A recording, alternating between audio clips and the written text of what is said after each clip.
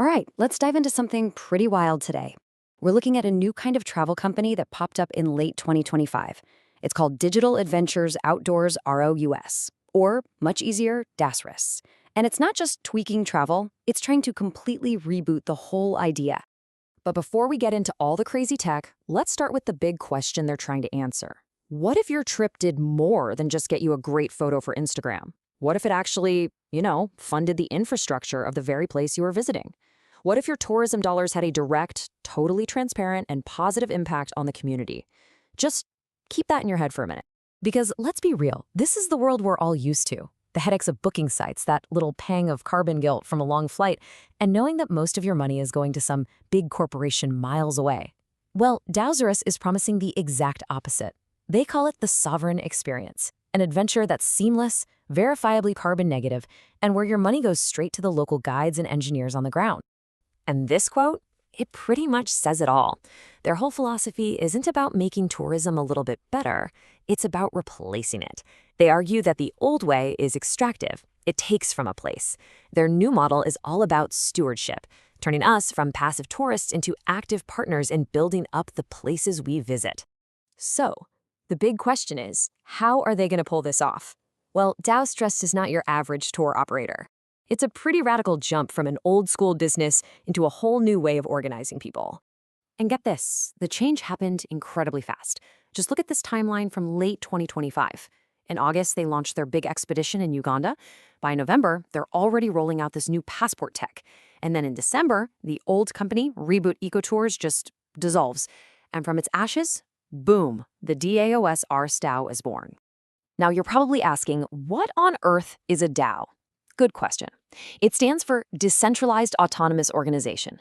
And the easiest way to think about it is this. Instead of a CEO in a corner office, the organization is run by rules written into computer code, and it's governed by its members, in this case, the travelers and the local guides.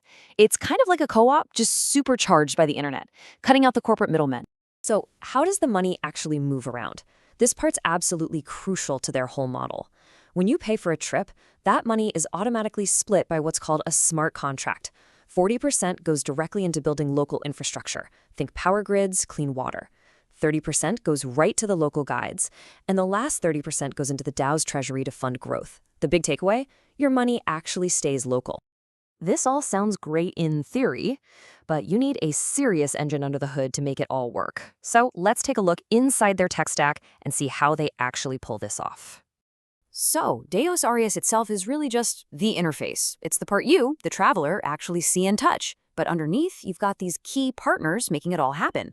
Agro.energy is the heart, providing all the carbon-negative power. Curb Cars is the muscle, handling the self-driving vehicles and logistics. And Directular, that's the brain, giving them secure, independent connectivity. And this really shows you the massive technological leap we're talking about. I mean, forget about noisy, polluting diesel generators. They use something called plasma gasification that turns waste into clean energy. Forget about flimsy QR codes. They use this thing called RF fingerprinting. And forget relying on big central servers. They build their own local mesh networks. It's a whole different ballgame. Okay, let's zoom in on that middle one, because it's the piece of tech that you, the traveler, would actually have. They call it the digital passport, and they pitch it as the key to a world with, well, zero friction. Their motto really tells the whole story. The ultimate trail map is built on radio waves. We're not talking about a paper ticket or some confirmation email you have to dig up. This is something else entirely. The tech is called radio frequency fingerprinting, or RFF. The big idea here is that every single phone has a tiny, unique imperfection in its radio signal. It's like a physical fingerprint that literally can't be copied or faked. So DAOSRUS uses that physical signature to know it's you. I love how they put it, security based on physics, not passwords. So, what's that actually like? Imagine this. You just walk up to one of their self-driving rovers. The vehicle instantly recognizes the unique radio signature of your phone, your digital passport, and it just unlocks. That's it. You're not fumbling for an app, you're not scanning a code, you're not looking for a key. It is completely, totally seamless. And hey, this isn't just a concept on a whiteboard. They have a real live flagship experience where all this tech comes together. It's called the Kabong Blueprint Expedition, and it takes place on this huge 7,000-acre campus way out in a remote part of Uganda. And just listen to what this trip includes.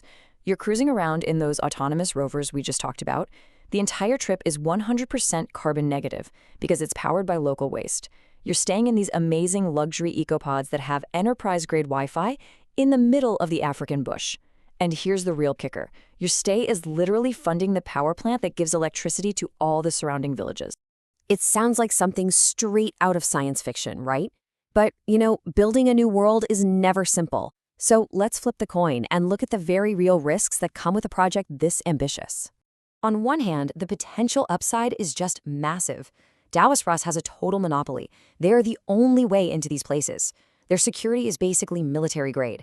Their financial model is truly regenerative, cutting out corruption, and for the huge wave of digital nomads, they're offering the holy grail: high-speed internet literally anywhere.